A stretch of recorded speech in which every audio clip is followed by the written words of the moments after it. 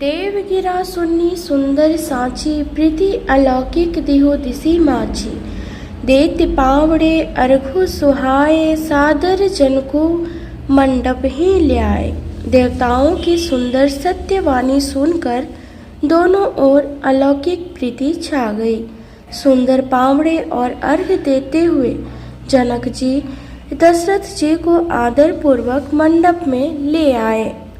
मंडप को देखकर उसकी विचित्र रचना और सुंदरता से मुनियों के मन भी हरे गए, मोहित हो गए।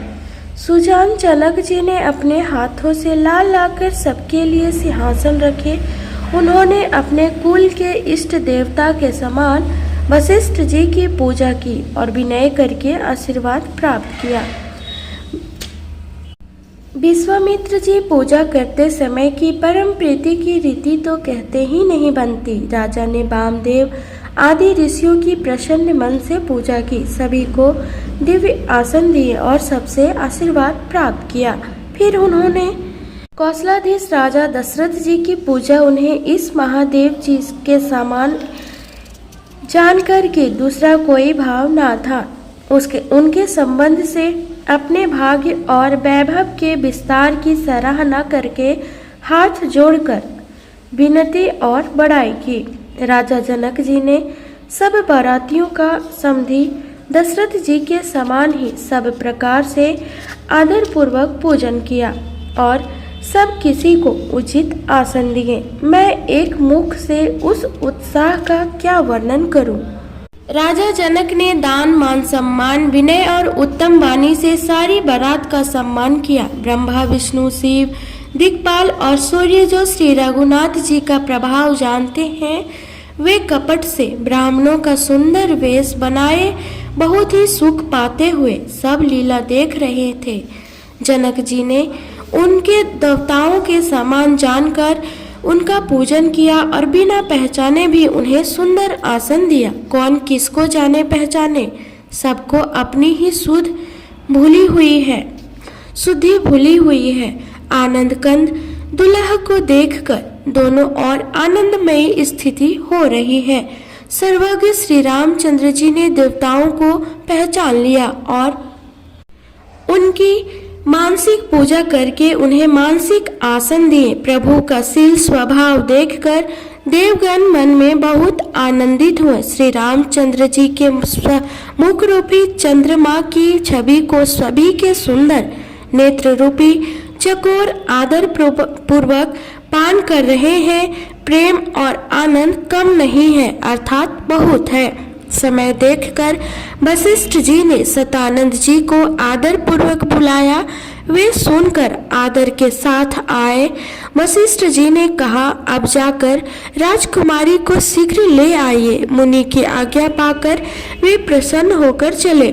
बुद्धिमती रानी पुरोहित की वाणी सुनकर सखियों समेत बड़ी प्रसन्न हुई।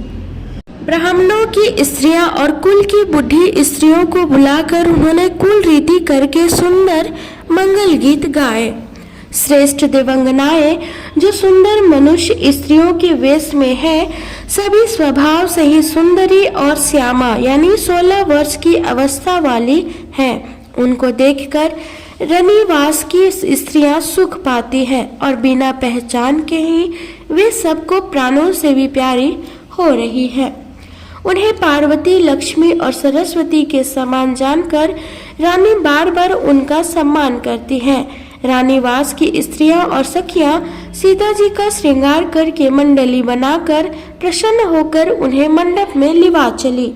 सुंदर मंगल का साज सजाकर स्त्रियां और सखियां आदर सहित सीता जी को लिवा चली। सभी सुंदरियां 16 श्रृंगार किए हुए मतवाले हाथियों की चाल से चलने वाली हैं। उनके मनोहर गान को सुनकर मुनि ध्यान छोड़ देते हैं और कामदेव की कोयलें भी लजा जाती हैं।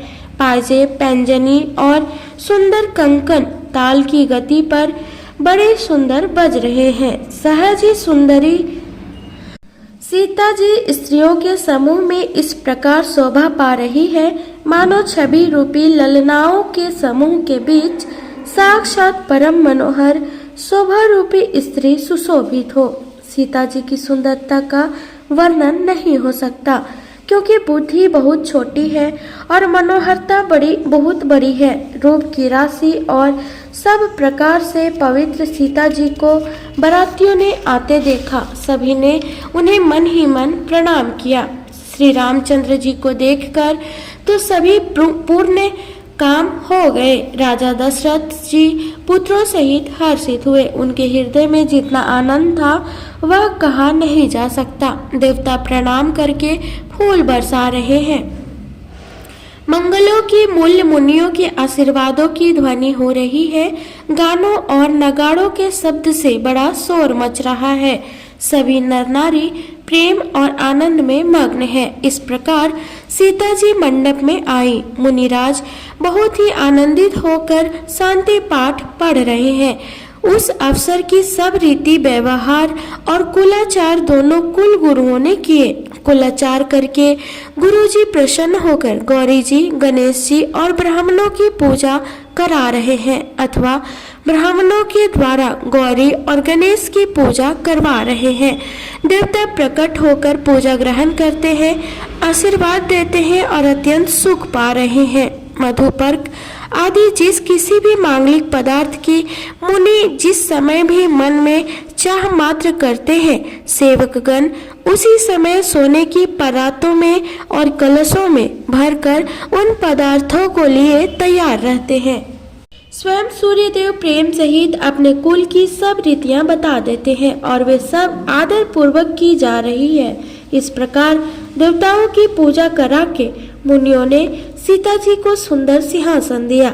श्री सीता जी और श्री राम जी का आपस में एक दूसरे को देखना तथा उनका परस्पर का प्रेम किसी को लख नहीं पड़ रहा है। जो बात श्रेष्ठ मन, बुद्धि और वाणी से भी परे है, उसे कवि क्यों कर प्रकट करे। हवन के समय अग्निदेव शरीर धारण करके बड़े ही सुख से आहुति ग्रहण करते हैं और सारे वेद ब्राह्मण का वेश धरकर विवाह की विधियां बताए देते हैं। जनक जी की जगत विख्यात पटरानी और सीता जी की माता का बखान तो हो ही कैसे सकता है। सुयश, पुण्य, सुख और सुंदरता सबको बटोरकर विधाता ने उन्हें संवार कर तैयार किया है। समय जानकर श्रेष्ठ मुनियों ने उनको बुलवाया। यह कहते ही सुहागिनी स्त्रियां उन्हें आदर पूर्वक ले आई। जनक जी की पटरानी जनक जी की बाईं ओर और ऐसी सोह रही है मानो हिमाचल के साथ मैना जी शोभित हो। पवित्र, सुगंधित और मंगल जल से भरे सोने के कलश और मणियों की सुंदर परातें राजा और रानी ने आनंदित होकर अपने हाथों से लाकर श्री रामचंद्र जी के आगे रख दी। मुनि मंगलवाणी से वेद पढ़ रहे हैं। सुअवसर जानकर आकाश से फूलों की झड़ी लग गई है। दुल्हा को देखकर राजा रानी प्रेम मग्न हो गए और उनके पवित्र चरणों को पखारने लगे। वे श्री राम जी के चरण कमलों को पखारने लगे। प्रेम से उनके शरीर में पुलकावली छा रही है। आकाश और नगर में होने वाली गान, नगाड़े और जय जयकार की ध्वनि मानो चारों दिशाओं में उमड़ चली। जो चरण कमल कामदेव के शत्रु श्री शिव जी के हृदय रूपी सरोवर में सदा ही विराजते हैं, जिनका एक बार भी स्मरण करने से मन में निर्मलता आ जाती है और कलयुग के सारे पाप भाग जाते हैं। जिनका स्पर्श पाकर गौतम मुनि की स्त्री अहिल्या ने जो पापमयी थी परम गति पाई। जिन चरण कमलों का मकर अंद्रश गंगा जी शिव जी के मस्तक पर विराजमान है, जिसको देवता पवित्रता की सीमा बताते हैं। मुनि और योगी जन अपने मन को भौरा बनाकर जिन चरण कमलों का सेवन करके मनोवांछित गति प्राप्त करते हैं, उन्हीं चरणों को भाग्य के पात्र बड़भागी जनक जी धो रहे हैं। यह देखकर सब जय जयकार कर रहे हैं। दोनों कुलों के गुरु वर और कन्या की हथेलियों को मिलाकर सखोचार करने लगे। पानी ग्रहण हुआ देखकर ब्रह्मा आदि देवता, मनुष्य और मुनि आनंद में भर गए। सुख के मूल दुल्हा को देखकर राजा रानी का शरीर पुलकित हो गया और हृदय आनंद से उमंग उठा। राजाओं के अलंकार स्वरूप महाराज जनक जी ने लोक और वेद की रीति को करके कन्यादान किया। जैसे हिमवान ने शिव जी को, पार्वती जी और सागर ने भगवान विष्णु को लक्ष्मी जी दी थी, वैसे ही जनक जी ने श्री रामचंद्र जी को सीता जी समर्पित किए, जिससे विश्व में सुंदर नवीन कीर्ति छा गई। जनक जी कैसे विनती करे, उस सांवली मूर्ति ने तो उन्हें सचमुच और भावरे होने लगी। जय ध्वनि, बंदी ध्वनि, वेद ध्वनि, मंगल गान और नगाड़ों की ध्वनि सुनकर चतुर देवगण हर्षित हो रहे हैं और कल्प वृक्ष के फूलों को बरसा रहे हैं। वर और कन्या सुंदर भावरे दे रहे हैं। सब लोग आदर पूर्वक उन्हें देखकर नेत्रों का परम लाभ ले रहे हैं। मनोहर जोड़ी का वर्णन नहीं हो सकता। जो कुछ उपमा कहूँ वही थोड़ी होगी। श्री राम और श्री सीता जी की सुंदर परछाई बनियों के खंभों में जगमगा रही है, मानो कामदेव और रति बहुत से रूप धारण करके श्री राम जी के अनुपम विवाह को देख रहे हैं। उन्हें कामदेव और रति को दर्शन की लालसा और संकोच दोनों ही कम नहीं है, अर्थात बहुत है, इसलिए वे मानो बार बार प्रकट होते और छिपते हैं। सब लोग देखने वाले आनंद मग्न हो गए और जनक जी की भांति से भी अपनी सुध भूल गए। मुनियों ने आनंद पूर्वक भावरे फिराई और नेक सहित सब रीतियों को पूरा किया। श्री रामचंद्र जी सीता जी के सिर में सिंदूर दे रहे हैं। यह शोभा किस प्रकार भी कहीं नहीं जाती, मानो कमल को लाल पराग से अच्छी तरह भरकर अमृत के लोभ से सांप चंद्रमा को भूषित कर रहा है। यहाँ श्री राम के हाथ को कमल के सिंदूर को पराग की, श्री राम की श्याम भुजा सांप की और सीता जी के मुख को चंद्रमा की उपमा दी गई है। फिर वशिष्ठ जी ने आज्ञा दी। तब दुल्हा और दुल्हन एक आसन पर बैठे। श्री राम जी और जनक जी ने श्रेष्ठ आसन पर बैठे। उन्हें देखकर दशरथ जी मन में बहुत आनंदित हुए। अपने सुकृत रूपी कल्प वृक्ष में नए फल आए देखकर उनका शरीर बार बार पुलकित हो रहा है। 14 भुवनों में उत्साह भर गया। सबने कहा कि श्री रामचंद्र जी का विवाह हो गया। जीव एक है और यह मंगल महान है, फिर भला वह वर्णन करके किस प्रकार समाप्त किया जा सकता है। तब वशिष्ठ जी आज्ञा पाकर जनक जी ने विवाह का सामान सजाकर मांडवी जी, श्रुतकीर्ति जी और उर्मिला जी इन तीनों राजकुमारियों को बुला लिया। कुशध्वज की बड़ी कन्या मांडवी जी को, जो गुण, शील, सुख और शोभा की रूप ही थी, राजा जनक ने प्रेम पूर्वक सब रीतियां करके भरत जी को ब्याह दिया। जानकी जी की छोटी बहन उर्मिला जी को सब सुंदरियों में शिरोमणि जानकर उस कन्या को सब प्रकार से सम्मान करके लक्ष्मण जी को ब्याह दिया, और जिनका नाम श्रुतकीर्ति है और जो सुंदर नेत्रों वाली, सुंदर मुख वाली, सब गुणों की खान और रूप तथा शील में उजागर है, उनको राजा ने शत्रुघ्न को ब्याह दिया। दूल्हा और दुल्हन परस्पर अपने अपने अनुरूप जोड़ी को देखकर सकुचाते हुए हृदय में हर्षित हो रही है। सब लोग प्रसन्न होकर उनकी सुंदरता की सराहना करते हैं और देवगण फूल बरसा रहे हैं।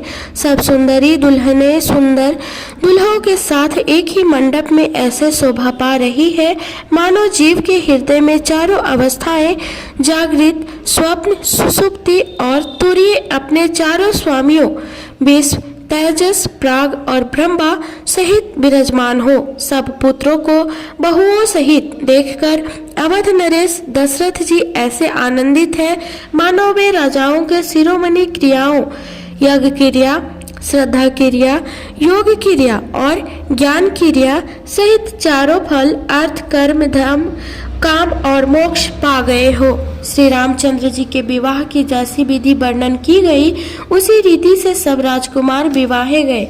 दहेज की अधिकता कुछ नहीं जाती। सारा मंडप सोने और मणियों से भर गया।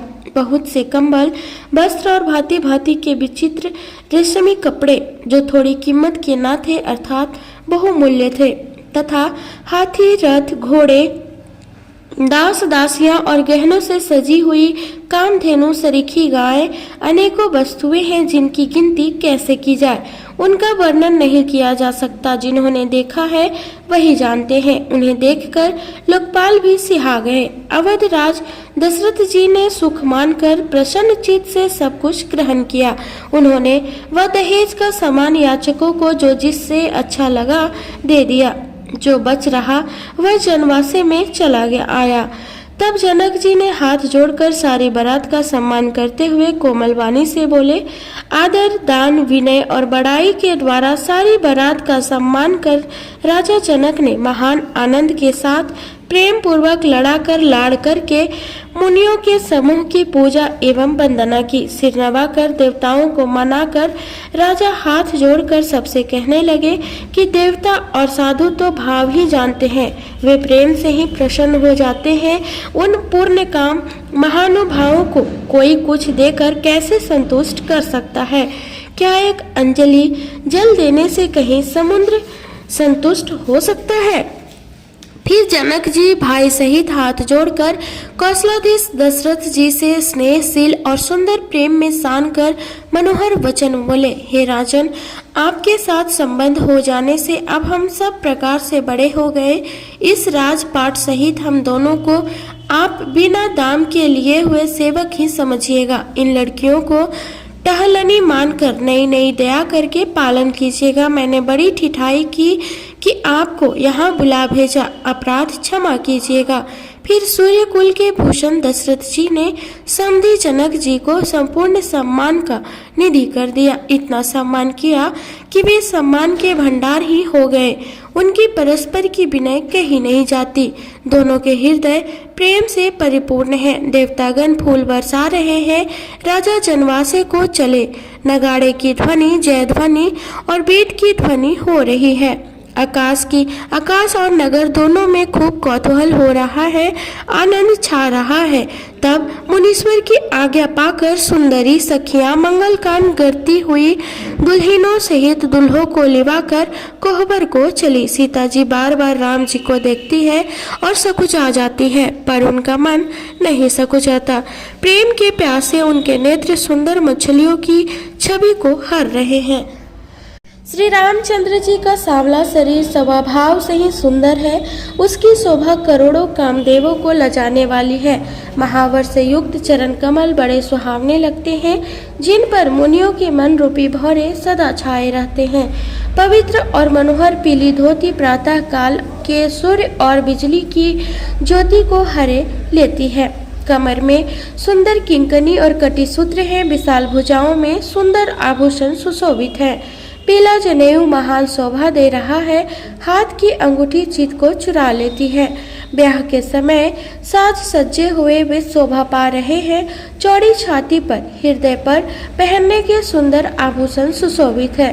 पीला दुपट्टा कांखा सोती जनेऊ की तरह सुशोभित है, जिसके दोनों छोरों पर मणि और मोती लगे हैं।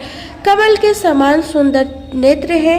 कानों में सुंदर कुंडल है और मुख तो सारी सुंदरता का खजाना ही है। सुंदर भौवें और मनोहर नासिका है। ललाट पर तिलक तो सुंदरता का घर ही है, जिसमें मंगलमय मोती और मणि गुथे हुए हैं। ऐसा मनोहर और माथे पर सो रहा है। सुंदर मौर्य में बहुमूल्य मन्या गुथी हुई है। सभी अंग चित्त को चुराए लेते हैं। सब नगर की स्त्रियां और देव सुंदरियां दुल्हा को देखकर तिनका तोड़ रही है। उनकी बैलियां ले रही है, बलाइयां ले रही है और मणि वस्त्र तथा आभूषण निछावर करके आरती उतार रही है और मंगलगान कर रही है।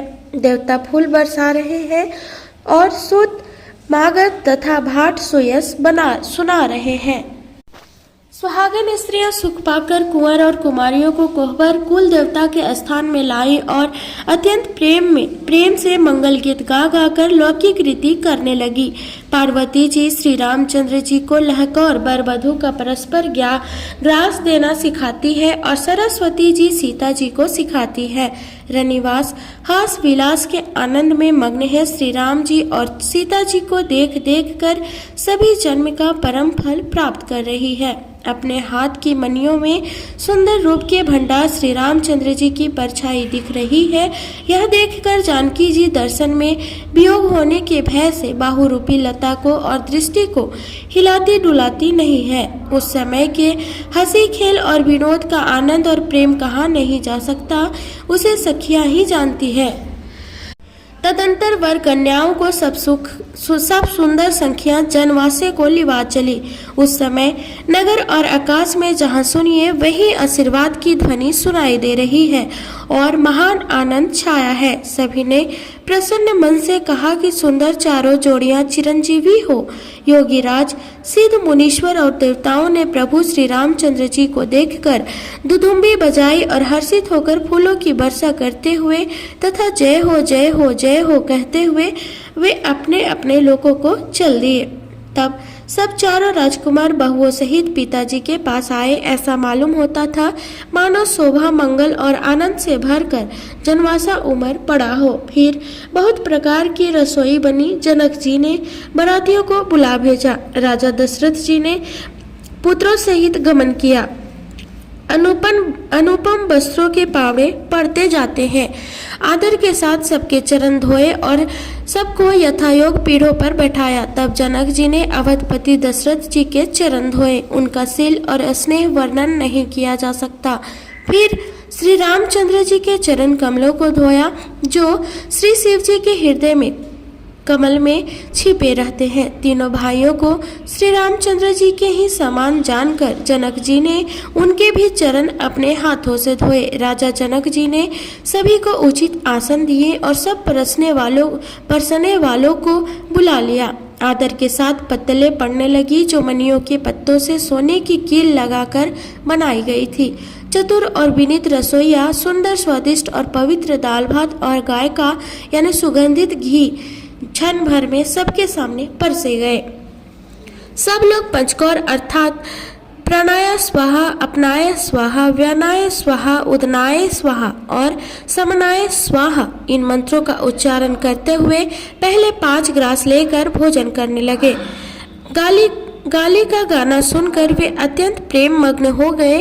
अनेकों तरह के अमृत के समान स्वादिष्ट पकवान परसे गए जिनका बखान नहीं हो सकता। चतुर रसोइया नाना प्रकार के व्यंजन परसने लगे, उनका नाम कौन नहीं जानता।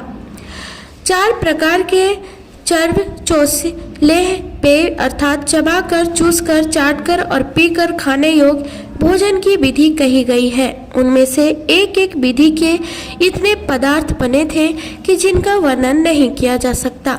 आगे की कथा हम अगली वीडियो में कहेंगे। तो अगर आप मेरे चैनल पर नए हैं तो प्लीज़ सब्सक्राइब कर लें। धन्यवाद।